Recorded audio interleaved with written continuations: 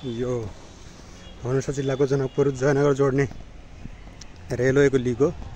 म त्यहाँ हिँडिरहेको छु। यस्तो रेल आउँछ कि आउँदैन थाहा छैन, तर यो रेलको चाहिँ लिक डेन्जर हुनु रहेछ। फर्स्ट टाइम मैले देखेको यस्तो टाइपको छ पुरै लिक।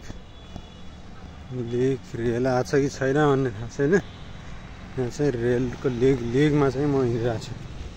पुरै यस्तो टाइपको छ पुरै रेलको लिक। लिकमा फलामको कडी जस्तो रहेछ। त्यसमा चाहिँ गुड्ने होला सायद रेल। यो पनि यहाँबाट पछाडि यस्तै घुमिरहेछ रेलको लिक।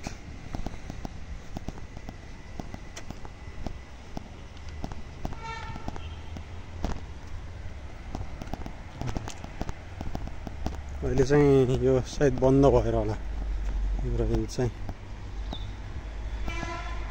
किन यात्रुहरू रेलमा जानु सस्तो पर्नुपर्ने हो, झनै चल्नुपर्ने हो, किन नचलेको खै। जनकपुरदेखि जयनगरसम्म सुनेको हो यो। अहिले चाहिँ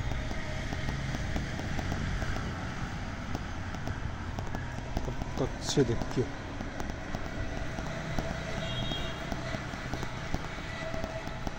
रेलको लिक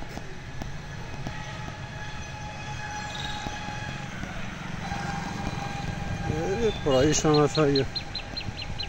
म आफै नै रेल हो जस्तो रेलको लिकमा हिँडिरहेको छु। कटक पुरै लक गरेर बाने हुँदैछ।